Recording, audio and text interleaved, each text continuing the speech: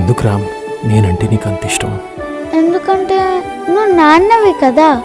Watch our film Anaganaga, streaming now only on ETV Win.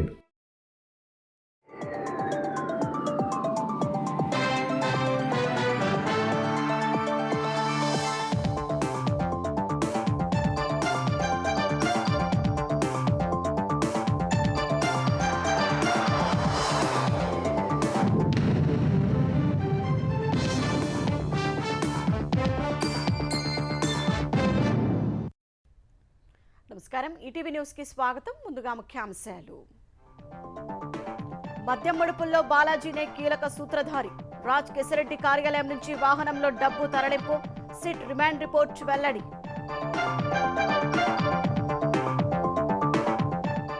అటవీ భూముల ఆక్రమణపై పెద్దిరెడ్డి ఆయన కుటుంబ సభ్యులపై కేసు. అటవీ శాఖ చర్యలు. క్రిమినల్ కేసులు పెట్టేందుకు పోలీసుల కసరత్తు. జూన్ 12 నాటికి అన్ని నామినేటెడ్ పోస్టుల భర్తీ. పార్టీ నేతలకు చంద్రబాబు హామీ. ఆలయాలకు కమిటీల నియామకం పూర్తి చేస్తామని వెల్లడి. 2 ఏళ్లలో కృష్ణా ప్రాజెక్టుల పూర్తికి రేవంత్ ఆదేశం. కాళేశ్వరంలో తప్పు చేసిన వారిపై త్వరలోనే చర్యలు. గతంలో మాదిరి చేస్తే కుదరదని హెచ్చరిక. తెలంగాణలో జూన్ 2 నుంచి పూర్తి స్థాయిలో రిజిస్ట్రేషన్ స్లాట్ బుకింగ్. వచ్చే 2 వారాల పాటు అవగాహన సదస్సులు. ఆన్లైన్ సేవలపై దృష్టి. కాళేశ్వర క్షేత్రంలో కొనసాగుతున్న సరస్వతి పుష్కరాలు. నేడు పుణ్యస్నానం చేయనున్న సీఎం. పలు అభివృద్ధి కార్యక్రమాలకు శ్రీకారం. సింధు జలాలపై కాళ్లబేరానికి వచ్చిన పాకిస్తాన్. ఒప్పందం నిలిపివేతను పునః సమీక్షించాలని లేఖ. నీళ్లు ఆపితే దుర్భిక్షం పాలవుతామని ఆందోళన.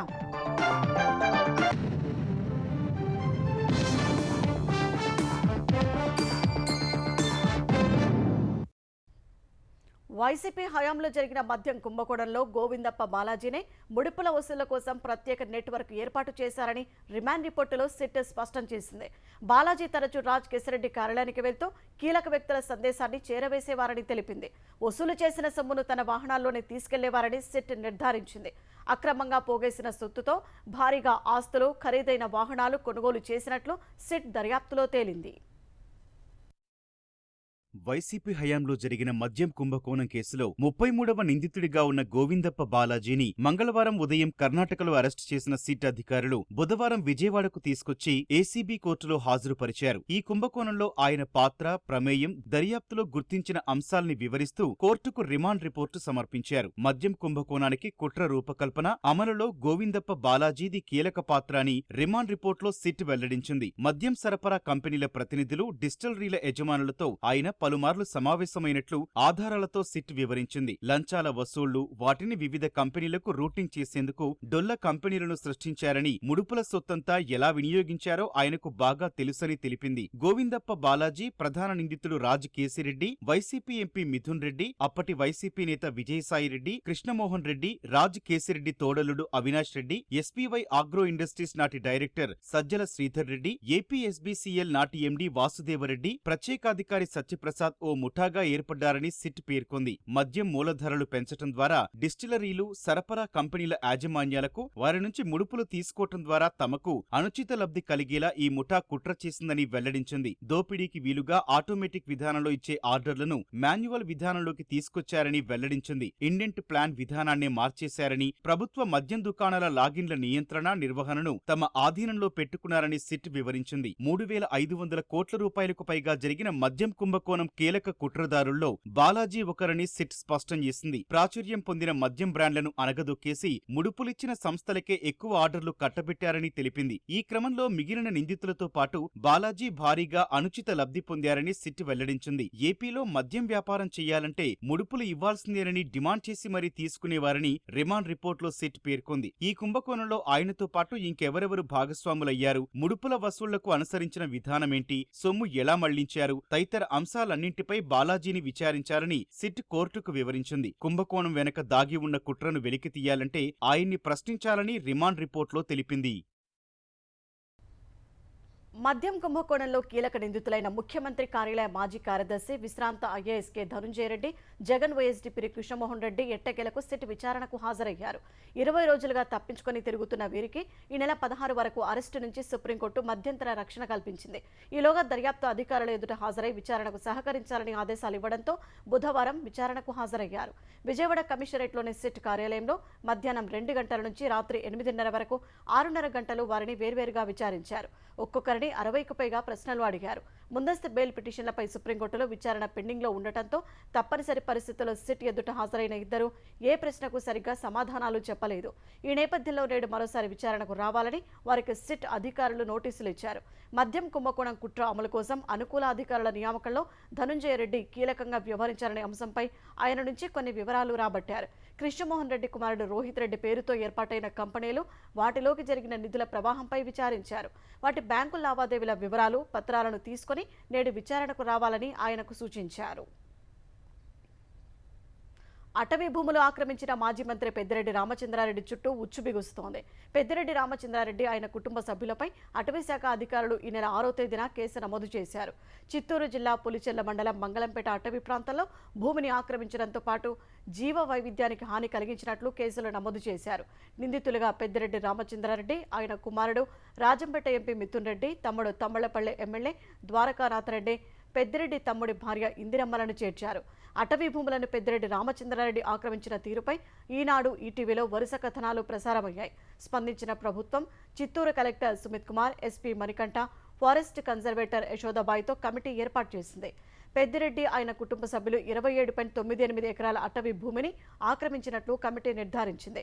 పెద్దిరెడ్డి అక్రమాలపై చర్యలు చేపట్టిన ప్రభుత్వం ఆక్రమణకు గురైన భూమిని సంరక్షించేందుకు కార్యక్రమాలు చేపట్టింది.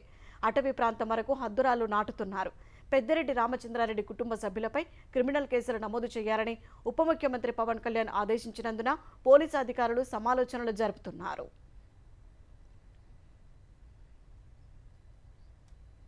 కృష్ణానదిపై అసంపూర్తిగా ఉన్న ప్రాజెక్టులు అన్నింటినీ 2 ఏళ్లలో పూర్తి చేయాలని ముఖ్యమంత్రి రేవంత్ రెడ్డి అధికారులను ఆదేశించారు. పాలమూరు, రంగారెడ్డి ప్రాజెక్టు పనులు ఉద్దండాపూర్ వరకు తొలి ప్రాధాన్యంగా పూర్తి చేయాలని నిర్దేశించారు. కాళేశ్వరం ఆనకట్టలకు సంబంధించి తప్పు చేసిన ఇంజనీర్లు, అధికారులపై చర్యలు తీసుకుంటామని రేవంత్ రెడ్డి తేల్చెప్పారు. హైదరాబాద్ జలసౌధలో నీటిపారుదల శాఖపై ముఖ్యమంత్రి రేవంత్ రెడ్డి సుదీర్ఘంగా సమీక్ష నిర్వహించారు. సాగునీటి ప్రాజెక్టులను ప్రాధాన్యతా క్రమంలో పూర్తి చేయాలని సీఎం ఆదేశించారు. తక్కువ ఖర్చుతో పూర్తయ్యే ప్రాజెక్టుల పనులు వేగంగా చేపట్టాలని సూచించారు. కృష్ణా బేసిన్లో ప్రాధాన్యంగా ఎంచుకున్న ప్రాజెక్టులకు నిధులకు ఇబ్బంది లేకుండా చూడాలని ఆర్థిక శాఖను ఆదేశించారు. భూసేకరణ పూర్తి చేయకుండా పనులు చేయొద్దన్న సీఎం కొద్దిపాటి భూసేకరణ పెండింగ్లో ఉండడంతో మిగతా పనులు చేసినా ఫలితం ఉండటం లేదన్నారు. పాలమూరు, రంగారెడ్డి ప్రాజెక్టును ఉద్దండాపూర్ వరకు మొదటి ప్రాధాన్యంగా తీసుకుని 18 నెలల్లో పూర్తి చేయాలని ఆదేశించారు. కల్వకుర్తి, నెట్టెంపాడు, భీమా ఎత్తిపోతల ప్రాజెక్టులను ఈ ఏడాది డిసెంబర్లోపు, కోయిల్సాగర్ ఎత్తిపోతల ప్రాజెక్టును వచ్చే ఏడాది జూన్లోగా పూర్తి చేయాలని నిర్దేశించారు. గౌరవెల్లు ప్రాజెక్టు భూసేకరణను 3 నెలల్లో పూర్తి చేసి పనులు వేగవంతం చేయాలని రేవంత్ సూచించారు. దేవాదుల పనులు ప్రాధాన్యంగా తీసుకుని పూర్తి చేయాలన్నారు. నిజామాబాద్లోని 20-21 ప్యాకేజీలు, సంగారెడ్డి జిల్లా 27వ ప్యాకేజీ పనులపై సమీక్షించి పనులు వేగవంతం చేయాలని ఆదేశించారు.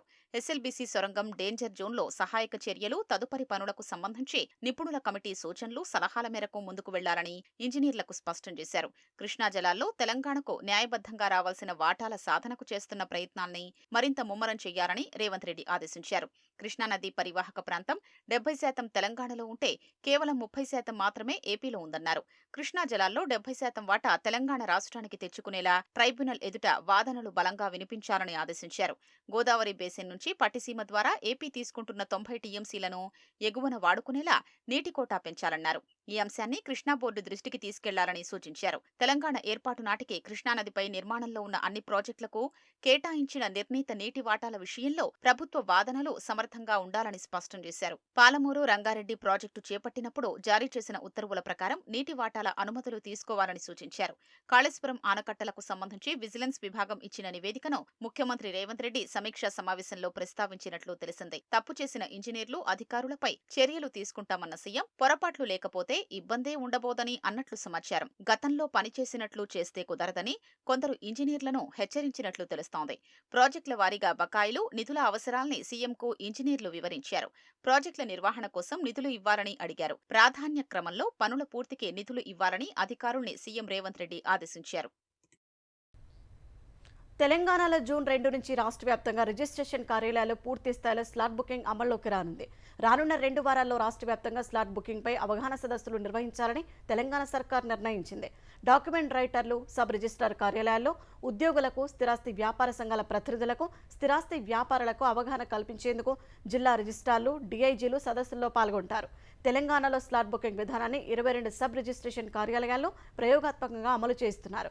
సబ్ రిజిస్ట్రార్ కార్యాలయానికి రాకుండానే కొన్ని సేవలు అందించే అవకాశం ఉన్నట్లు గుర్తించిన ప్రభుత్వం వాటిని ఆన్లైన్ చేయాలని యోచిస్తున్నట్లు తెలుస్తోంది. మార్టిగేజీ, డాక్యుమెంట్ రిలీజ్, లీజ్ డీడ్ తదితర సేవలను ఆన్లైన్ ద్వారా అందించే అంశాన్ని పరిశీలిస్తోంది.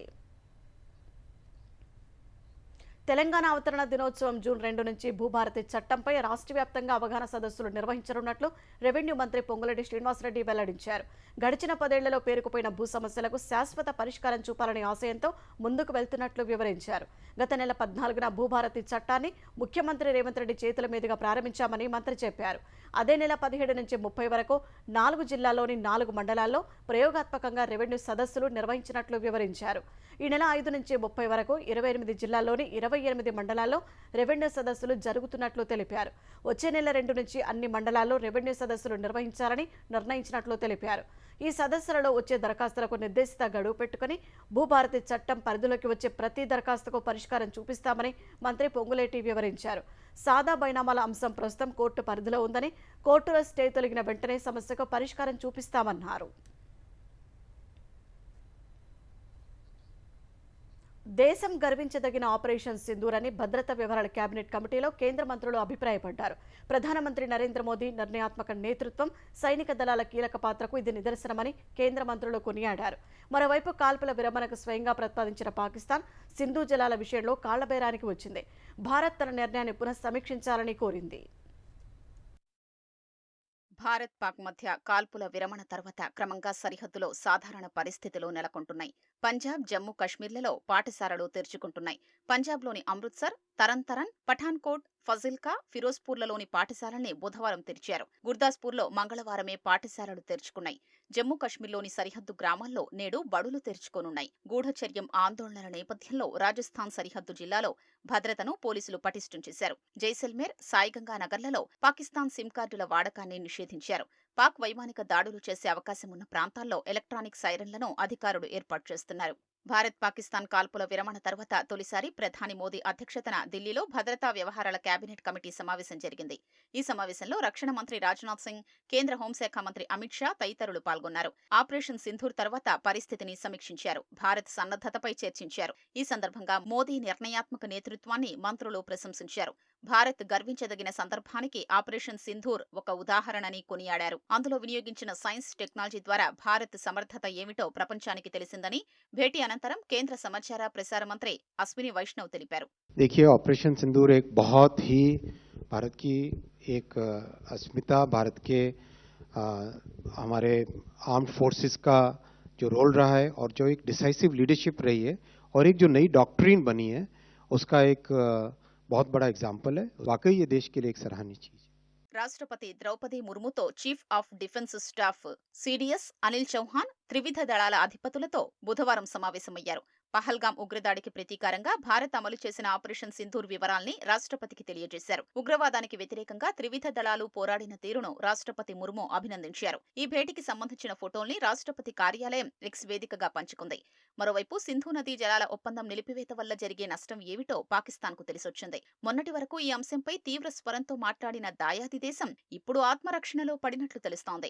కాల్పుల విరమణకు అంగీకరించిన భారత్ సింధు జలాల విషయంలో మాత్రం వెనక్కి తగ్గలేదని ప్రకటించడంతో పాక్ కాళ్లబేరానికొచ్చింది. భారత్ తన నిర్ణయాన్ని పునః సమీక్షించుకోవాలని కోరింది. ఈ మేరకు భారత ప్రభుత్వానికి లేఖ రాసింది. సింధు జలాల్ని నిలిపివేస్తే పాకిస్తాన్లో తీవ్ర దుర్భిక్షం నెలకొంటుందని భారత జలశక్తి మంత్రిత్వ శాఖకు పాక్ జలవనరుల శాఖ లేఖ రాసినట్లు సమాచారం. ఈ విషయంలో చర్చించేందుకు పాక్ సిద్ధంగా ఉందని అందులో పేర్కొంది.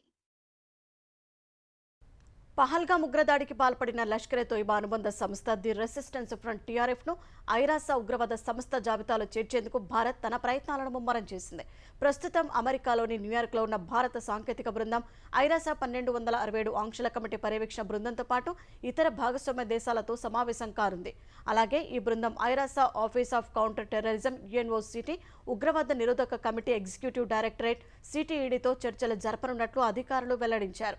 పహల్గామ్ దాడికి సంబంధించిన టీఆర్ఎఫ్ పాత్రపై ఆధారాలను సంబంధిత ఐరాస కమిటీలకు అందించేందుకు భారత బృందం సిద్ధంగా ఉన్నట్లు తెలుస్తోంది. ఈ సమావేశంలో దాడి వివరాలను భారత బృందం ఐరాస కమిటీలకు వివరించనుంది. తెలంగాణలోని కాళేశ్వర పుణ్యక్షేత్రం సరస్వతి పుష్కరాల శోభతో అలరారుతోంది. గోదావరి ప్రాణహితతో పాటు అంతర్వాహినిగా సరస్వతి నది ప్రవహించడంతో కాళేశ్వరం త్రివేణి సంగమంగా ఖ్యాతి పొందింది.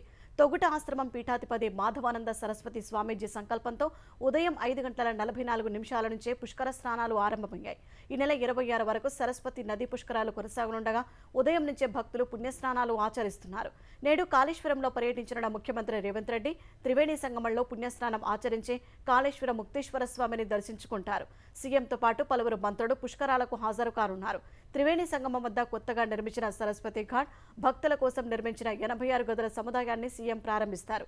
24 టన్నుల బరువు, 10 అడుగుల ఎత్తులో ఉన్న చదువుల సరస్వతీదేవి విగ్రహాన్ని రేవంత్ రెడ్డి ఆవిష్కరించనున్నారు. సరస్వతి నది పుష్కరాలకు తెలంగాణ సర్కార్ భారీ ఎత్తున ఏర్పాట్లు చేసింది. కాళేశ్వరం ప్రాజెక్టు విషయంలో అధికారులను ఉరి తీయాలని విజిలెన్స్, ఎన్డీఎస్ఏ నివేదికలు చెబుతాయని మాజీ మంత్రి హరీష్ రావు ప్రశ్నించారు. జలసౌదలో సీఎం రేవంత్ రెడ్డి చేసిన వ్యాఖ్యలపై ఎక్స్ వేదికగా హరీష్ రావు ఘాటుగా స్పందించారు. బీఆర్ఎస్ ప్రభుత్వ హయాంలో ఇచ్చిన ఉద్యోగ నోటిఫికేషన్కు నియామక పత్రాలు అందించి తమ ఘనతగా చెప్పుకునేందుకు రేవంత్ తంటాలు పడ్డారని ఎద్దేవా చేశారు. ఉద్యోగాలు చేరుతున్న వారిలో ఉత్సాహాన్ని నింపాల్సింది పోయి హెచ్చరికలు చేసి భయభ్రాంతులకు గురి చేశారని ఆక్షేపించారు. ఏ జ్ఞానంతో కాళేశ్వరం కూలిందని దుష్ప్రచారం చేస్తున్నారని హరీష్ ప్రశ్నించారు. రేవంత్ రెడ్డి ఇంజనీరా, నీటిపారుదల నిపుణులా అని అడిగారు. 99% ప్రాజెక్టు బాగుండి 1% మరమ్మతుకు గురి కావడం వాస్తవం కాదా అని అడిగారు. ఏడాదిన్నర పాటు నీటిపారుదల రంగాన్ని పూర్తి నిర్లక్ష్యం చేసి ఇప్పుడు ప్రాధాన్య రంగమనే మాటలు చెబుతుండడం హాస్యాస్పదమని హరీష్ రావు మండిపడ్డారు. ప్రభుత్వ నిర్లక్ష్యంతో పెద్దవాగు తెగిపోయిందని, ఎస్ఎల్బీసీ కుప్పకూలిందని, వట్టెం పంపోజ్ మునిగిపోయిందని ఆరోపించారు. కేటీఆర్ నాయకత్వంలో పనిచేస్తారని హరీష్ రావు చెప్పడంలో అర్థం లేదని, వారి కుటుంబంలో ఎవరి నాయకత్వమైతే తేడా ఏంటని సీఎం రేవంత్ రెడ్డి ప్రశ్నించారు. మీడియా ప్రతినిధులతో ఇష్టాగోష్ఠిలో ముఖ్యమంత్రి వ్యాఖ్యలు చేశారు. బిల్లా అయితే ఏమిటి, రంగా అయితే ఏమిటి, తేడా ఏముంటుందని ఎద్దేవా చేశారు. కొప్పుల ఈశ్వర్, రసమై బాలకిషన్ లేదా ఇంకొకరి నాయకత్వంలో పనిచేస్తారని హరీష్ రావు చెబితే బాగుంటుందని రేవంత్ రెడ్డి అన్నారు. దళిత ముఖ్యమంత్రిని చేస్తారని చేయలేదు కాబట్టి ఇప్పుడు దళితునికి నాయకత్వం ఇస్తే మేలని హరీష్ రావు అనుకోవాలని సూచించారు. కేసీఆర్ ఎలాగో అసెంబ్లీకి రావడం లేదు కాబట్టి దళితునికి ప్రతిపక్ష నేత పదవి ఇస్తే బాగుంటుందని అభిప్రాయపడ్డారు. మల్లికార్జున ఖర్గే కాంగ్రెస్ అధ్యక్షుడిగా ఉన్నందున తాము గాంధీ కుటుంబంతో సమానంగా గౌరవం ఇస్తున్నామని ముఖ్యమంత్రి తెలిపారు. కాళేశ్వరం లేకపోయినప్పటికీ తెలంగాణలో 2,80,000 మెట్రిక్ టన్నుల ధాన్యం పండిందన్నారు.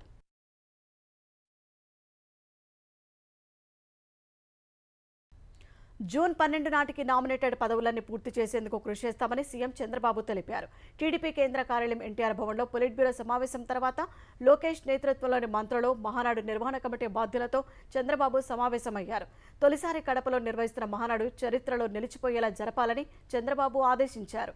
రాయలసీమ ప్రజల గుండెలో పార్టీ బలంగా ఉందని, దానికి కారణం తెలుగుదేశం ఆవిర్భావం తర్వాత ఆ ప్రాంతంలో వచ్చిన మార్పులేనని అభిప్రాయపడ్డారు. రాయలసీమలో ఫ్యాక్షన్ను అంతం చేసిన చరిత్ర టీడీపీదేనని స్పష్టం చేశారు. మహానాడులో ఈ నెల 28న పార్టీ జాతీయ అధ్యక్షుడిని ఎన్నుకుంటారు. మొదటి 2 రోజుల కార్యక్రమాలకు యూనిట్, క్లస్టర్ స్థాయి నుంచి రాష్ట్ర స్థాయి వరకు 23,000 మందిని ఆహ్వానించనున్నారు. 3వ రోజు సభకు గ్రామ కమిటీ వరకు 50,000 మందికి ఆహ్వానాలు పంపనున్నారు. ఏపీలో కూటమి సర్కారు ఏర్పడి జూన్ 12కు ఏడాది పూర్తవుతున్నందున అన్ని నామినేటెడ్ పదవుల భర్తీకి కృషి చేస్తామని సీఎం హామీ ఇచ్చారు. జూన్ 12లోపు దేవాదాయ శాఖ పరిధిలోని అన్ని ఆలయాలకు కమిటీలు వేస్తామన్నారు. వీటి ద్వారా 1,025 మందికి పదవులు లభిస్తాయని తెలిపారు. భారత్ పాకిస్తాన్ కాల్పుల విరమణ అంశంలో అమెరికా అధ్యక్షుడు డొనాల్డ్ ట్రంప్ వ్యాఖ్యలపై ప్రధాని నరేంద్ర మోదీ మౌనాన్ని ప్రశ్నిస్తూ దేశవ్యాప్తంగా ర్యాలీలు చేపట్టాలని కాంగ్రెస్ నిర్ణయించింది. ఈ మేరకు ఢిల్లీలో పార్టీ కార్యాలయంలో రాహుల్ గాంధీ అధ్యక్షతన జరిగిన సమావేశంలో కాంగ్రెస్ నిర్ణయించింది. ఆపరేషన్ సింధూర్ను బీజేపీ రాజకీయం చేస్తోందని భేటీ అనంతరం నిర్వహించిన మీడియా సమావేశంలో కాంగ్రెస్ సీనియర్ నేత జయరాం రమేష్ అన్నారు. సైనిక చర్య, సాయుధ దళాలు దేశానికి చెందినది అయినప్పటికీ బీజేపీ దీన్ని తమ బ్రాండ్గా మార్చుకునే ప్రయత్నం చేస్తోందని ఆరోపించారు. ట్రంప్ తీరుపై మోదీ ఎందుకు మౌనంగా ఉన్నారని ప్రశ్నించారు. దీనిపై ప్రభుత్వం నుంచి సమాధానం కోరుతూ రాబోయే రోజుల్లో వివిధ రాష్ట్రాల్లోని 15 నగరాల్లో జై హింద్ ర్యాలీలు నిర్వహిస్తామన్నారు. ప్రధాని అధ్యక్షతన అఖిలపక్ష సమావేశం ఏర్పాటు చేయాలని, ప్రత్యేక పార్లమెంటు సమావేశాలు జరపాలని జయరాం రమేష్ కోరారు. ఈ నెల 25న ఎన్డీఏ ఫలిత రాష్ట్రాల ముఖ్యమంత్రులతో ప్రధాని మోదీ భేటీ కానున్నట్లు తమకు సమాచారం ఉందన్నారు. ఈ సమావేశానికి విపక్ష రాష్ట్రాల సీఎంలను ఎందుకు ఆహ్వానించలేదని ప్రశ్నించారు. ప్రపంచ సుందరిమణుల ఓరుగల్లు పర్యటన ఆద్యంతం సరదాగా సందడిగా సాగింది. తెలుగుదనం ముట్టిపడేలా వస్త్రాలు ధరించిన ముద్దుగుమ్మలు ఓరుగల్లులో కాకతీయ కట్టడాల వైభవాన్ని, వారసత్వ సంపద విశిష్టతను తెలుసుకున్నారు. 55 మంది యువతులు 2 బృందాలుగా ఓరుగల్లులో పర్యటించారు. తొలి బృందం 1000 స్తంభాల గుడిని దర్శించుకుంది. ప్రధాన ఆలయం చుట్టూ ప్రదక్షిణ చేసిన సుందరిమణులు స్వామికి అభిషేకాలు చేసి పూజలు నిర్వహించారు. వరంగల్ కోటను సందర్శించిన అందాల భామలు కాకతీయ కళాతోరణం వద్ద ఫోటోలు దిగారు. ఈ సందర్భంగా ఏర్పాటు చేసిన పేరిణి శివతాండవం, ఇతర నృత్యాలు తిలకించారు. ప్రపంచ వారసత్వ సంపదగా గుర్తింపు పొందిన రామప్పను 35 మంది సుందరీమణులు సందర్శించారు. రామప్ప ఆలయంలో శిల్ప కళాకృతులకు అందాల భామలు ఫిదా అయ్యారు. రుద్రేశ్వర స్వామిని దర్శించుకొని పూజలు చేశారు. అధికారుల ఆత్మీయ వీడుకోలతో సుందరిమణుల ఓరుగల్లు పర్యటన ముగిసిందని అధికారులు చెప్పారు.